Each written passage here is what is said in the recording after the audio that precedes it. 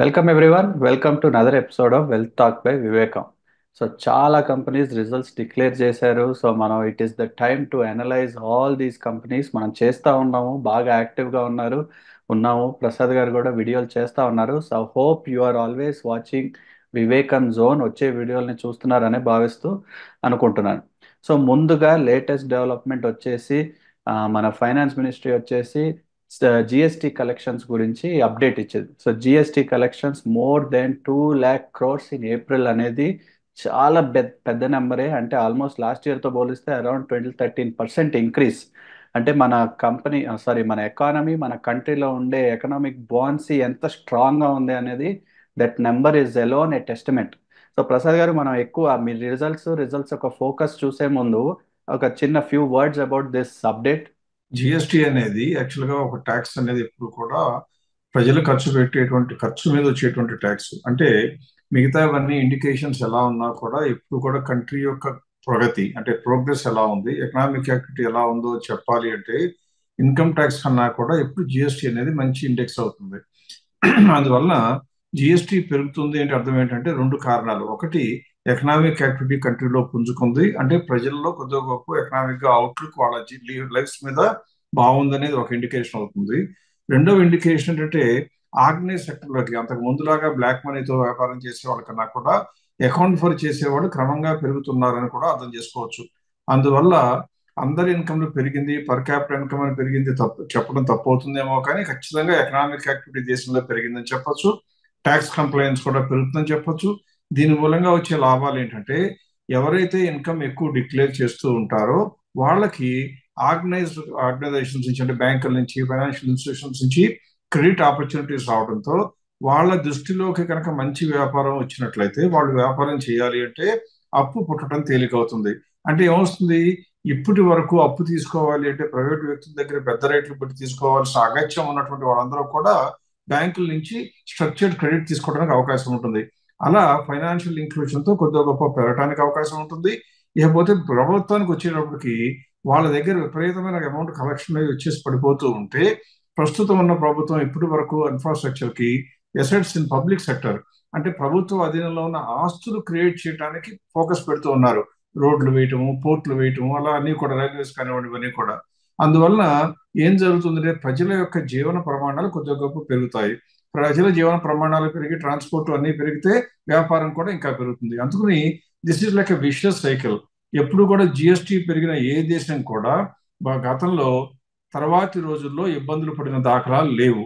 అదే కనుక ఒకవేళ ఇన్కమ్ ట్యాక్స్ పెరిగినంత మాత్రాన దేశం బాగుపడినట్లా అంటే ఉన్న వాళ్ళ దగ్గరే ఇంకా ఆస్తి పోగవుతుందని కూడా చెప్తా ఉంటారు. అంటే ఆక్స్ఫామ్ అని ఒక బోగస్ అని చెప్పలేకపోయినా దాదాపుగా బోగస్ అని చెప్పొచ్చు. వాళ్ళు ఇప్పుడు కూడా ఇండియా గురించి ఏడుస్తూనే ఉంటారు. ఇండియాలో తారతమ్యాలు ఎక్కువ అయ్యి రిచ్ కి పూర్ మధ్య డివైడ్ పెరుగుతుంది అంటారు. అవన్నీ చెప్పేది పక్కన పెడితే ఇండియాలో ఉన్న 140 కోట్ల పాపులేషన్ అందరినీ పైకి తీసుకెళ్ళటం ఏ ప్రభుత్వం కాదు కదా, ఎంత దివ్య శక్తులు ఉన్న వాళ్ళకు కూడా సాధ్యం కాదు. కాబట్టి ఈ జిఎస్టీ అనేది రావటం ఎంత మంచిదో 2017లో అది క్రమక్రమంగా పెరుగుతూ 2,15,000 కోట్లు, అంటే ఇంతవరకు 2 లక్షల కోట్లే దాటని మనం 2,15,000 కోట్లు రావటం అంటే రిమార్కబుల్ అచీవ్మెంట్. దీనికి ప్రధాన కారణం ఎన్నికలని చెప్పాలి. ఎందువల్లంటే ఎన్నికల్లో మనం ఒప్పుకున్నా ఒప్పుకోకపోయినా అందరికీ తెలుసు విపరీతంగా తాయిలాలు పంచిపెడుతూ ఉంటారు, డబ్బులు పంచిపెడుతూ ఉంటాయి పొలిటికల్ పార్టీలు. అదంతా కూడా ఏం జరుగుతుంది, మొదట్లో అయితే పూర్ పీపుల్కి ఇచ్చేవాళ్ళు. ప్రస్తుతం దాదాపుగా మిడిల్ క్లాస్ ఇన్కమ్ పీపుల్ కూడా తీసుకోవడంతో వాళ్ళందరూ కూడా వైట్ గూడ్స్ మీద ఖర్చు పెడతారు. వైట్ గూడ్స్ అంటే అర్థం ఏంటి, మీరు కిచెన్ లో ఉండే రెఫ్రిజిరేటర్ అయినా, ఓవెన్లు అయినా, లేకపోతే వాషింగ్ మెషిన్లు అయినా, డ్రైయర్లు అయినా, లేకపోతే డిష్ వాషర్లు అయినా, ఇవన్నీ యూటిలిటీస్ కొనుక్కుంటా ఉంటుంటే అవన్నీ కూడా స్ట్రక్చర్డ్ మార్కెట్ లోకి, ఆర్గనైజ్ సెక్టర్ లోకి వచ్చినాయి. కాబట్టి జిఎస్టీ పెరగక తప్పదు అని అందరూ ఊహించిందే. కాకపోతే ఇంత పెరుగుతుంది అనుకుంటే ఇంత పెరిగింది. This is a good sign. రెండు రకాలుగా ఇందాక అనుకున్నట్లుగా పబ్లిక్ సెక్టర్ లోనే అసెట్స్ క్రియేట్ అవుతాయి, పబ్లిక్ లో ప్రైవేట్ ఉన్నటువంటి మనుషుల్లో కూడా వాళ్ళ ఎకనామిక్ అవుట్లుక్ మీద మంచి ప్రాస్పెక్ట్స్ వస్తాయి. So I think this is a very good sign.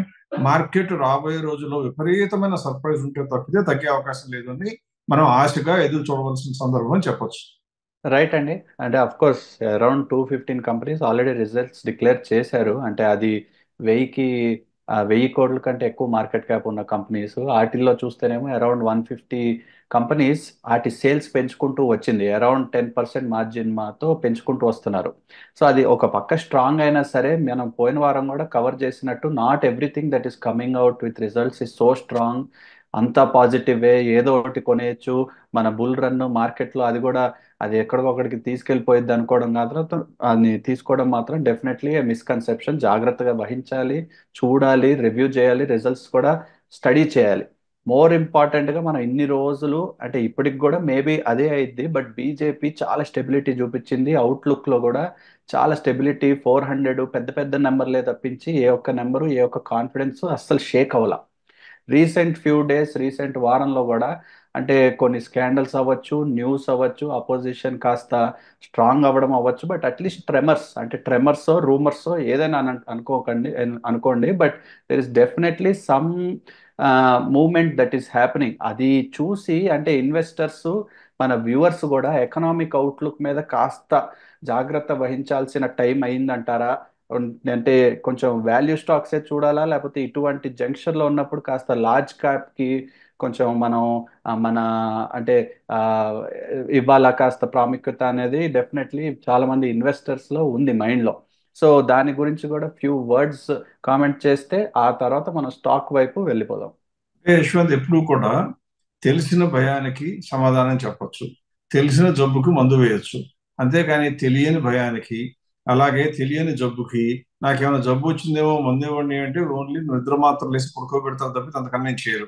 నిద్ర మాత్రలు అంటే మామూలుగా జీవితంలో మెడిసిన్లో ఎంత కామనో, ఇలాంటి భయాలు ఉన్నటువంటి అపోహలు ఉన్నటువంటి ఇన్వెస్టర్లు అంటే వాళ్ళు చాలా తెలివైన వాళ్ళుగా వాళ్ళే భ్రమిస్తూ వాళ్ళు అనుకునేది ఏంటంటే బీజేపీ గవర్నమెంట్ రాకపోతే అన్ని అపశకునాలు పలికినట్లుగా పలుకుతూ ఉంటారు. అంటే బీజేపీ రాకపోతే నీకు నాకు వచ్చే నష్టం లేదు, మనం బీజేపీ సపోర్టర్స్ కాదు. కానీ కంట్రీని ఆర్థికంగా లెక్కేసినప్పుడు మాత్రం ఖచ్చితంగా కొద్దిగా ఒక మంచి పాత్ లో తీసుకెళ్లారు కాబట్టి బీజేపీని కొద్దిగా ఒక మార్క్ ఎక్కువ వేయడానికి మనం జంకము. అంతగా తప్పితే వీఆర్ నాట్ ఖచ్చితంగా leaning towards any political party అనేది ఉండనే ఉండదు. లేకపోతే ఇన్వెస్టర్ల గురించి ఆలోచించేటప్పుడు ఇటువంటి భయం ఉన్న వాళ్ళు ఏం చేయాలి అంటే ఏమడుగుతారంటే, నాకు క్యాపిటల్ ప్రొడక్షన్ ఉండేట్టుగా ఉంటే బాగుంటుందండి అంటారు. క్యాపిటల్ ప్రొడక్షన్ అనేది ఈక్విటీ మార్కెట్ లో ఉండే అవకాశం తక్కువ, అందువల్ల అటువంటిది ఊహించడం తప్పు. కాకపోతే ఉన్నంతలో లాస్ వచ్చినా కానీ కొద్దిగా తక్కువ లాస్ వచ్చేట్లేదన్నా చెప్పండి అంటే కనుక ఏం చేయవలసి వస్తుంది? లార్జ్ క్యాప్ స్టాక్స్ కొనుక్కుంటే మంచిది. అంటే లార్జ్ క్యాప్ స్టాక్స్ కొనుక్కుంటే మార్కెట్ మొత్తం పడినా, అంటే స్మాల్ క్యాప్ మిడ్ క్యాప్ అయితే విపరీతంగా పడతాయి నెగిటివ్ న్యూస్ వస్తే, ఇవి మాత్రం పెద్దగా పడవు. ఎందుకంటే ఇందులో ఉన్న వాళ్ళందరూ కూడా long term investors, foreign institution investors, institutions ఉంటాయి కాబట్టి వాళ్ళు మనం భయపడినట్లుగా అంటే రిటైల్ పీపుల్ భయపడినట్లుగా భయపడరు. ఆ కంపెనీ ప్రాస్పెక్ట్స్ ఎక్కడికి పోవు, కంపెనీ కార్ల ప్రొడక్షన్ ఆపదు, ఇలా ఏది ఆగదని తెలుసు కాబట్టి వాళ్ళు భయపడరు. అందువల్ల లార్జ్ క్యాప్ స్టాక్స్ కొనుక్కుంటే మంచిది.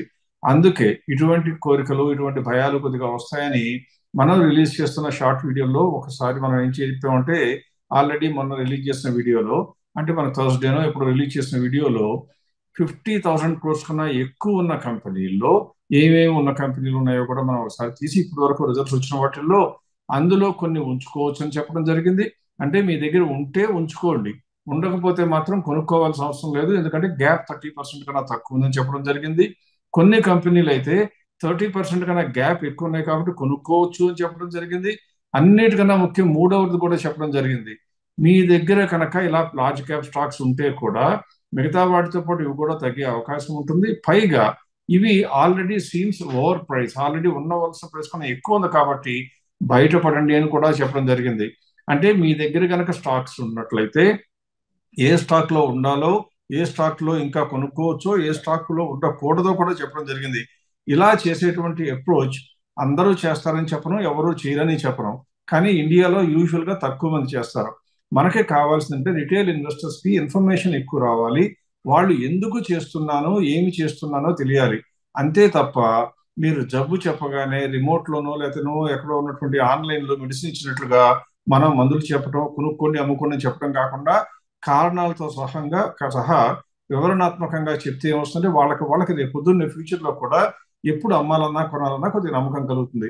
అందువల్ల ఈ షార్ట్ వీడియోలు చూసిన వాడు గ్యారంటీగా ఆల్రెడీ గమనించుంటారు. రాబోయే రోజుల్లో కూడా వీలైనంత వరకు సమాచారాన్ని మనం సంక్షిప్తంగా ఇస్తూ, అంటే షార్ట్ వీడియోలు చేసేటప్పుడు ఏమో లాంగ్ ఎక్స్ప్లెనేషన్ ఇవ్వలేము, లాంగ్ వీడియోలు చేసేటప్పుడేమో ఊరికే బుల్లెట్ పాయింట్స్ లాగా చెప్పడం బాగోదు. కాబట్టి రెండు డిఫరెంట్ ఫార్మాట్స్ గమనించండి. ఇందులో వచ్చే కంటెంట్ ఏమో డీటెయిల్డ్ గా ఉంటుంది, అందులో వచ్చేదేమో టు ద పాయింట్ ఉంటుంది, కానీ డీటెయిల్స్ ఇవ్వడానికి సమయం అనుకూలించదు. అదొక్కటి గమనిస్తే చాలు. రైట్ అండి. విత్ దట్ రిజల్ట్స్ వైపుకి వెళ్ళిపోదాం. First and foremost Maruti Suzuki గురించి చూద్దాం. మారుతి సుజుకి కూడా అంటే హై వాల్యూ షేర్ కాబట్టి కొంచెం ఇన్వెస్టర్స్ అదేదో పెద్ద నెంబరు మనము దాని వైపు చూడకూడదు అనుకుంటా ఉంటారు, కానీ డెఫినెట్లీ నాట్ ద కేస్. ఎంత పెట్టినా మనకు వచ్చే క్వాంటిటీ అంతే ఉంటుంది, వాల్యూ కూడా అంతే ఉంటుంది, కాబట్టి దాని గురించి ఇబ్బందే పడకూడదు. సో రిజల్ట్స్ వచ్చేసి కూడా స్ట్రాంగ్ అనే చెప్పాలి. అంటే compare to other auto players చాలా పెద్ద కంపెనీ కాబట్టి చాలా స్టేబుల్ అండ్ మెచ్యూర్ కంపెనీ స్టేజ్లో ఆల్రెడీ ఉన్నాయి. మారుతి సుజుకి వచ్చేసి ట్రైలింగ్ 12 మంత్స్ చూస్తేనేమో ఐడియల్. మనం చెప్తా ఉంటాం కదా, అన్ని ఇలా పెరుగుతూ ఉంటాయి, అంటే సేల్స్, ప్రాఫిట్స్, ఎబిటా, మార్జిన్స్ అన్ని పెరుగుతూ ఉంటాయి. It is definitely ideal. So Maruti Suzuki వైపు చూడొచ్చు అంటారా ఎట్ దిస్ టైం? అంటే ఇప్పుడు కూడా మనం ఇవాళ కొద్దిగా టోన్ సెట్ చేయడం జరిగింది మన డిస్కషన్ లో. ఇది లార్జ్ క్యాప్ వైపు కనుక దృష్టి పెడితే మొత్తం క్యాపిటల్ మాయమైపోదు అనుకున్నాం. వెంటనే వాళ్ళకి వచ్చేటువంటి ఆలోచన అంటే లార్జ్ క్యాపిటల్ ఏం కొనుక్కోమంటారండి అంటారు. అందులో వచ్చే లాభాలు కూడా కొద్దిగా పరిమితంగా ఉంటాయని తెలుసుకోండి. ఫస్ట్ తెలుసుకోవాల్సింది. తర్వాత మారుతి సుజుకీకి వచ్చేటువంటి ప్రాస్పెక్ట్స్ ప్రాస్పెక్ట్స్ బ్రహ్మాండంగా ఉన్నాయి.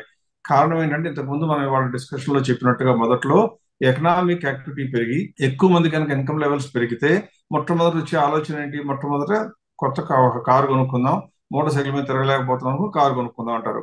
కారు కొనుక్కుందాం అనుకుంటే ఎంట్రీ లెవెల్లో అందుబాటులో ఉండే కార్లు సప్లై చేసే కంపెనీలు కొద్దిగా తక్కువ. అందులో మారుతి ఒకటి, హ్యుండాయ్ ఇలాంటివి కూడా ఉన్నా, కానీ మారుతి కొన్నటువంటి బ్రాండ్ నేమ్ ఇంకెవరికి లేదు కాబట్టి రిపేర్ కాస్ట్ చాలా తక్కువ కాబట్టి ఎక్కువ మంది కొనుక్కుంటారు. అంటే రైజింగ్ ఎకనామిక్ యాక్టివిటీ మూలంగా డిమాండ్ జనరేట్ అయిపోతే ఎంట్రీ లెవెల్ కార్లో మారుతికి వచ్చినంత లాభం మిగిలిన కంపెనీలకు రాదు. టాటా కూడా వస్తుంది, టాటా మోటార్స్ కూడా, కానీ మారుతికి వచ్చినంత లాభం ఎందుకు ఉండదు అంటే మారుతిలో రిపేర్ కాస్ట్ తక్కువ అని ఎప్పటి నుంచో ముద్రపడిపోయింది కాబట్టి. అంటే చిన్న పల్లెటూరులో కూడా మెకానిక్ దొరుకుతారు. అందువల్ల మారుతికి సేల్స్ కి ఎదురు లేదు అనుకున్నప్పుడు మనం చూడవలసింది ఏంటి? సేల్స్ పెరిగితేనే కంపెనీ కొనుక్కోకూడదు.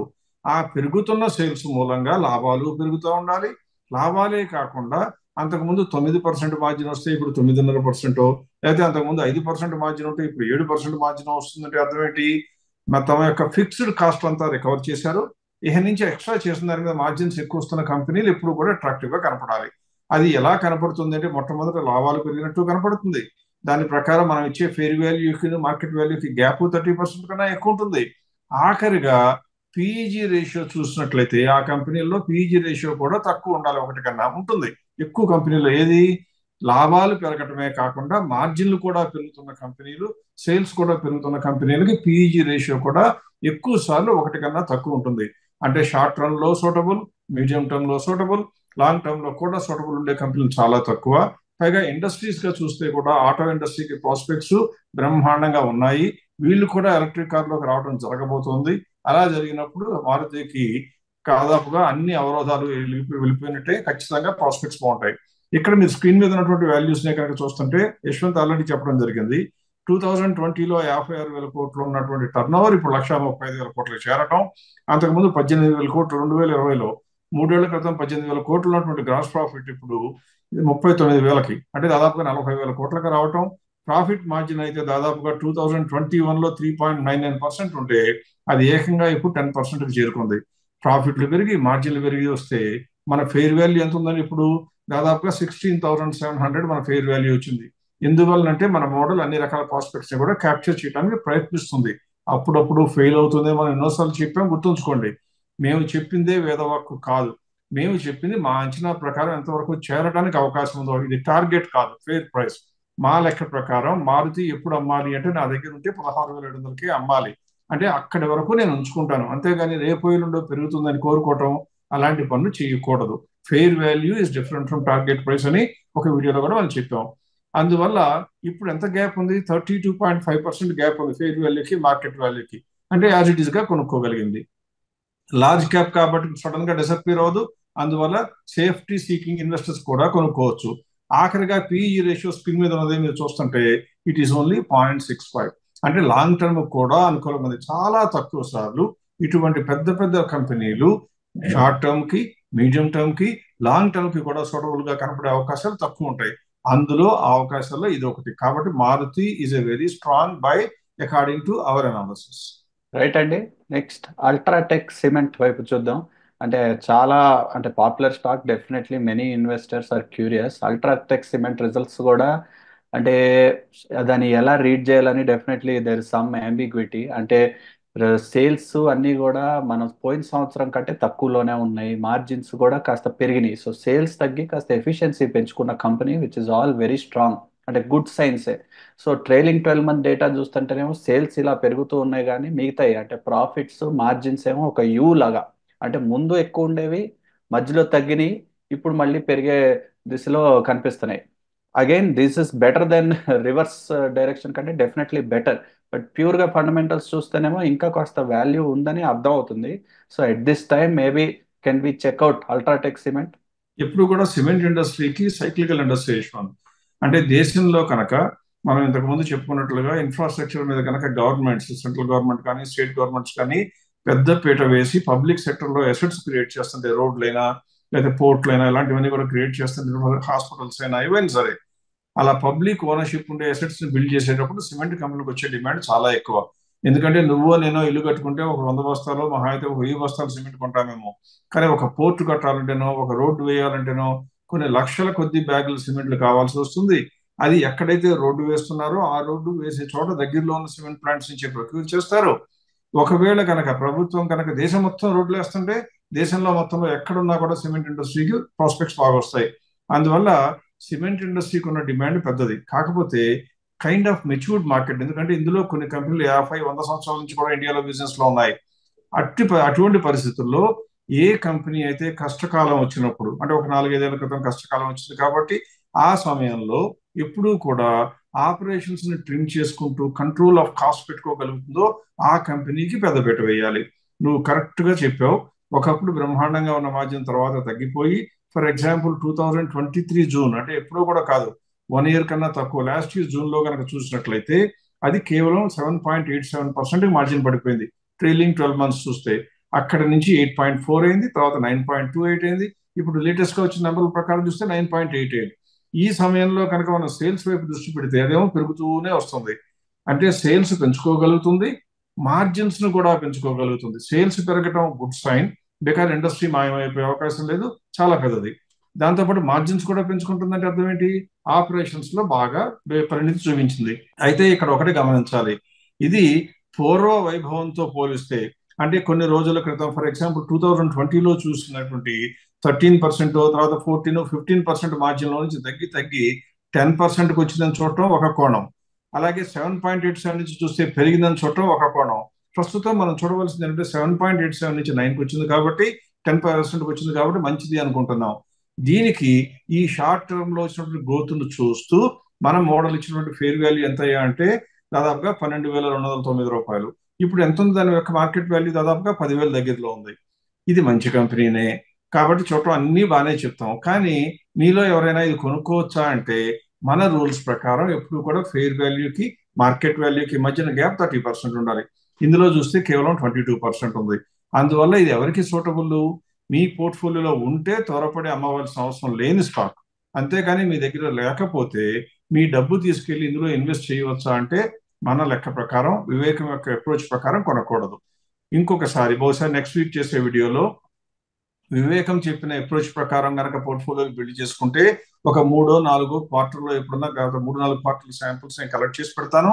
దాని ప్రకారం రిజల్ట్ ఎలా వచ్చి ఉండేవో కూడా చూపిస్తాను. అప్పుడు మీకు ఈ అప్రోచ్ ఎందుకు చెప్తున్నామో, ఎందుకు ఇంత స్ట్రాంగ్ గా ఎంఫసైజ్ చేస్తామో తెలుస్తుంది. పోర్ట్ఫోలియో అప్రోచ్ ఎందుకు ఇంపార్టెంట్ కూడా తెలుస్తుంది. సో అల్ట్రాటెక్ సిమెంట్ గురించి చెప్పాలి అంటే, if you have it continue holding it, if you don't have it don't by it. ఒకవేళ మీలో ఎవరైనా పెద్ద కంపెనీ కదండి, సిమెంట్ కి ప్రాస్పెక్ట్స్ అదిరిపోతాయి అంటున్నారు కదా, లాంగ్ టర్మ్ కోసం కొనొచ్చా అంటున్నారు అని అడిగారు అనుకోండి, స్క్రీన్ మీద ఉన్న లాస్ట్ రైట్ హ్యాండ్ సైడ్ ఉన్న ఆఖరిలో ఉన్న వాల్యూ చూడండి. దాని పిఈజీ రేషియో ఎంత ఉంది? 3.49. ఎందుకు అలా ఉన్నది అంటే 3 years బ్యాక్ ఉన్న ప్రాఫిట్ తో పోలిస్తే ఇప్పుడు తగ్గింది కాబట్టి మార్జిన్లు, దానిలో ప్రాఫిట్ లో గ్రోత్ ఎక్కువ కనపడినా కానీ, టోటల్ వాల్యూ కొద్దిగా కనపడినా కానీ మొత్తం మీద చూస్తే కనుక కన్సిడరబుల్ గ్రోత్ లేదు. దాని యొక్క ప్రైస్ ఎర్నింగ్స్ రేషియో పెరిగినంతగా ప్రాఫిట్ ఎర్నింగ్స్ పెరగలేదు. కాబట్టి ఏం జరుగుతుందంటే లాంగ్ టర్మ్ కి కూడా సూటబుల్ కాదు. మీ దగ్గర ఉంటే మాత్రమే ఉంచుకోవాలి తప్పితే కొత్తగా కొనకూడదు. లాంగ్ టర్మ్ కోసం మాట కూడా ఇప్పుడు కొనవలసిన అవసరం లేదు, తొందరపడవలసిన అవసరం అస్సలు లేదు. రైట్ అండి. ఆఖరిగా నెస్లే ఇండియా వైపు చూద్దాం. అంటే ఈ మధ్య న్యూస్లోనే ఉంది. అండ్ కాంట్రవర్సీ అనకూడదు కానీ అంటే ఈ సెరిలాక్లో షుగర్స్ గురించి ఆ స్విస్ కంపెనీ వచ్చేసి రిపోర్ట్ ఇవ్వడం డెఫినెట్లీ నాట్ గుడ్ అంటే గుడ్ న్యూస్ అయితే కాదు. కానీ ఈ కంపెనీకి నెస్లేకి ఇలాంటి న్యూస్ కొత్త కూడా కాదు. అంటే ఒకప్పుడు మ్యాగీకి ఆ ఎంఎస్జి న్యూస్, ఆ తర్వాత వేరే రకరకాల న్యూస్లు వచ్చి ఉన్నాయి. అన్ని ఎదురు చూసింది, ఎదురుగా తట్టుకోగలిగింది. And it has changed. అంటే ఆ రోజుల కంటే ఈ రోజుల్లో హెల్త్ కి ఇంపార్టెన్స్ కూడా కొంచెం అర్థమైందని అనుకుంటున్నాను. They are also putting forward statements, అంటే ఎలా బెటర్ గా చేయొచ్చు, ఎలా షుగర్ ఇంటేక్, షుగర్ కంటెంట్ కూడా తగ్గియచ్చు అని they are definitely taking proactive steps. So అది ఒక పక్క అయితే రిజల్ట్స్ వచ్చేసేమో very strong. I mean definitely much stronger than the last few quarters. ఈ వచ్చిన పాస్ట్ 8 క్వార్టర్స్ కంటే డెఫినెట్లీ స్ట్రాంగ్ అనే చెప్పాలి. సేల్స్ బాగున్నాయి, ప్రాఫిట్స్ మారినాయి, మార్జిన్స్ కూడా బాగున్నాయి. ట్రైలింగ్ 12 మంత్స్ చూస్తే కూడా ఎప్పుడు లేని ప్రాఫిట్, ఎప్పుడు లేని ఎబిటాలు. అంటే these are all very strong signs. ఒక పక్క ఈ నెగిటివ్ బ్యాక్లాష్, ఒక పక్క ఈ కైండ్ ఆఫ్ పబ్లిక్ కన్సెన్సస్ లో దీని యొక్క నెగిటివ్ ఇంపాక్ట్ ఉంది, ఒక పక్క రిజల్ట్స్ ఏమో స్ట్రాంగ్ గా ఉన్నాయి. సో ఈ రెండు మెల్డ్ చేయాల్సిన అవసరం ఉందా, లేకపోతే ఇండిపెండెంట్ గా చూసి రిజల్ట్స్ ని చూసి స్టాక్ ని అనలైజ్ చేసే అవసరం ఉందంటారు? ఎప్పుడు కూడా ఒక చిన్న ఎగ్జాంపుల్ చెప్పాలంటే కొద్దిగా కాషన్తో కూడినటువంటి ఒక ఇంట్రెస్టింగ్ కామెంట్ అన్నమాట. ఈ కంపెనీ టోటల్ సేల్స్ ఎంత అయ్యాయని చూస్తే 20,000 కోట్ల యశ్వంత్. కంపెనీ మొత్తానికి కలిపి సంవత్సరానికి వాళ్ళు అమ్మగలిగేది 20,000 కోట్లు లాభం కాదు. వాళ్ళు చేసే సేల్స్ 20,000 కోట్లు ఉంటే వాళ్ళ మార్కెట్ క్యాప్ ఎంత ఉంది? వాళ్ళ 2,43,000 కోట్లు ఉంది. అంటే అదే చెప్తుంది ఈ కంపెనీ మీద నీకు నాకు ఈ డౌట్ షేర్స్ నే షేర్స్ అంటాం మనం. అంటే ఎప్పుడు కూడా శంకించేవాళ్ళు, వాళ్ళందరికీ ఉన్న అనుమానాలు ఉన్నా కూడా దేశవ్యాప్తంగా ప్రపంచవ్యాప్తంగా ఉన్నటువంటి ఇండియన్ మార్కెట్ లో ఇన్వెస్ట్ చేసే వాళ్ళకి నెస్లే మీద ఉన్న నమ్మకం చాలా ఎక్కువ. దానికి కారణాలు రెండు. ఆ ప్రొడక్ట్ సుప్రీమసీ ఒకటైతే, రెండవది డామినెన్స్ ఇన్ ద మార్కెట్ రెండవది అయితే, మూడవది కార్పొరేట్ గవర్నెన్స్ లో ఇంపెక్కబుల్. అంటే పొరపాటున కూడా తప్పుడు పని చేయరు నమ్మకం దాని మీద ఉండటం. అందుకే ఇటువంటి కంపెనీలకు ఎవరన్నా సప్లై చేసేటువంటి వెండర్స్ ఉంటే వాళ్ళు నెస్లే సంవత్సరం తర్వాత డబ్బులు ఇస్తారంటే కూడా కళ్ళు కూడా ఆర్పకుండా తీసుకెళ్లి సప్లై చేస్తారు. అందువలన ఇటువంటి కంపెనీలు అంటే నెస్లే కానీ హిందుస్థాన్ యూనిలివర్ లాంటి పెద్ద పేరున్న కంపెనీలు ₹1 వర్కింగ్ క్యాపిటల్ వాడదు లేకపోయినా కూడా బ్రహ్మాండంగా వ్యాపారం చేయగలుగుతారు. ఇటువంటి చిన్న చిన్న తుఫాన్లు చిన్న చిన్నటువంటి గాలివానలు వస్తే ఏ మాత్రం జంకరు. ఇకపోతే సెర్లాక్ గురించి మాట్లాడింది కానీ ఏదైనా కానివ్వండి, ఒక్కో దేశంలో ఒక్కో రకంగా చేస్తున్నారు ప్రొడక్ట్ అని చెప్తుంటే ఆల్రెడీ నెస్లే చీఫ్ ఎగ్జిక్యూటివ్స్ కానివ్వండి వాళ్ళ మేనేజ్మెంట్ వచ్చి క్లారిఫికేషన్ ఇవ్వడం జరిగింది. ఇండియాలో ఎంతవరకు అయితే పర్మిట్ చేస్తారో షుగర్ లెవెల్ దానికన్నా కూడా చాలా తక్కువ ఇస్తున్నాము అనేది ఒక క్లారిఫికేషన్. రెండవది, మిగతా దేశాలకి దీనికి ప్రొఫైల్ చేయడం వేరే ఉండదు. ఒకవేళ హెల్త్ గ్రౌండ్స్ ప్రకారం ఉంటే కొద్దిగా హెల్దీగా ఇస్తాం తప్పితే అటువంటి తప్పుడు పనులు మేము చేయడం లేదని చెప్పారు. అది వెస్టెడ్ ఇంట్రెస్ట్ నమ్మమేమో కానీ మనం ఖచ్చితంగా సీరియస్ గా కన్సిడర్ చేయవలసిన అవసరం. కాబట్టి నెస్లేకి వచ్చేటువంటి ఉత్పాదం ప్రమాదం ఏ రకంగా లేదు అని చెప్పొచ్చు. ఇకపోతే ఈ కంపెనీకి ఎంత మార్కెట్ క్యాపిటలైజేషన్ ఉన్నా కూడా, ఎందుకంటే పిఈ రేషియో దాదాపు 80లో ఉంటుంది, కానీ 80 నిన్న ఇవాళ రాలేదు. ఎన్నో సంవత్సరాలుగా 80నే ఉంది కాబట్టి 80 నుంచి 60కి వెళ్ళిపోయే అవకాశం ఉండదు షార్ట్ టర్మ్ లో. అందువల్ల అదే రేంజ్ లో ఉంటుందని నమ్ముతూ మనం మోడల్ ఇచ్చినటువంటి ఫెయిర్ వాల్యూ ఎంత అని చూస్తే 3,450. ఇప్పుడు ఎంత ఉంది? 2,522. ఇటువంటి కంపెనీలకి నెగిటివ్ న్యూస్ వచ్చి మార్కెట్ లో పడిపోతే, ఒకవేళ మీ మనసులో కనుక పెద్ద కంపెనీలే కొనుక్కోవాలి, క్యాపిటలే సేఫ్టీ, నాకు లాభం తక్కువ వచ్చినా పర్వాలేదు పర్వాలేదు అని పాట పాడుతూ ఉంటే అటువంటి వారు తగ్గి వచ్చినప్పుడు కొనుక్కోవడానికి అనువుగా ఉండే కంపెనీలో నెస్లే ఒకటి. కాబట్టి ఇవాళ రోజున నెస్లే కొనుక్కోవాలంటే ఎస్ కొనుక్కోవాలి. కాకపోతే కొనుక్కునేటప్పుడు నేను జీవితాంతం ఉంచుకుంటాను అంటే ఏ కంపెనీకైనా ఏ షేర్ ప్రైస్ కైనా ఆకాశానికి పెరిగే అవకాశం లేదు. ఇది ఆల్రెడీ 80 రేషియోలో ఉంది. అంటే దీని గురించి మీకు తెలిసిన సమాచారం అదనంగా ఏమీ లేదు, అందరికీ తెలిసిందే, అందరూ నమ్మేదే. కాబట్టి ఇక నుంచి ఇంకా పెరిగిపోతుంది పిఈ రేషియో అనుకుంటే అది నమ్మకం నిజంగా వాస్తవ రూపం దాల్చే అవకాశం లేదు. అందువల్ల కొనుక్కోవడానికి అనుకూలమా అంటే ప్రస్తుతానికి అనుకూలమే, only short to medium term. అంతేకాని లాంగ్ టర్మ్ ఉంచుకుంటానంటే మాత్రం ఏమాత్రం అనువుగా లేని కంపెనీ. ఎందుకంటే దీని పిఈ రేషియో చూస్తే ఎంత ఉంది? 5.66. అంటే ఎట్టి పరిస్థితుల్లో కూడా లాంగ్ టర్మ్ కి మా లెక్క ప్రకారం సూటబుల్ కాదు. So this is not a company worth buying for very long term. But if you want hold it for a short term, ఎలక్షన్లు అయిపోయేదాకా ఉంచుకుంటాను సార్, ఎందుకంటే మాకు భయం వేస్తుంది ఒకవేళ పడిపోతుందేమో అనుకుంటే కొనుక్కోగలిగిన కంపెనీ అంటే కొనుక్కోగలిగిన కంపెనీ. యాజ్ ఇట్ ఈస్ గా ఇప్పుడు కూడా ఎలక్షన్ లేకపోయినా కూడా కొనుక్కోవడానికి సూటబుల్ ఉన్న కంపెనీ. రైట్ అండి. విత్ దట్ కంక్లూడ్ చేద్దాం. సో మళ్ళీ వచ్చే వారం కలుద్దాం. మనం ఆల్రెడీ మనం చేసే వీడియోసే కాకుండా ఈ వారం కాస్త యాక్టివ్గా, అంటే వచ్చే కదా 2 వారాల్లో కాస్త యాక్టివ్గా ఉన్నాం. డెఫినెట్లీ తెలుగుతో పాటు ఇంగ్లీష్లో కూడా చేస్తున్నాం కంటెంట్. వివేకం జోన్ ఇంగ్లీష్ అని ఇక్కడ లింక్ ఉంటుంది మన డిస్క్రిప్షన్లో. ప్లీజ్, సో మీకు తెలిసిన దగ్గరున్న ఫ్రెండ్స్ అవ్వచ్చు, వెల్ విషర్స్ అవ్వచ్చు, please share this for the English views. ఎవరికైనా కావాలంటే ఇంగ్లీష్లో మన కంటెంట్ చూడాలనుకుంటే షేర్ చేయండి. And let us all again meet next week.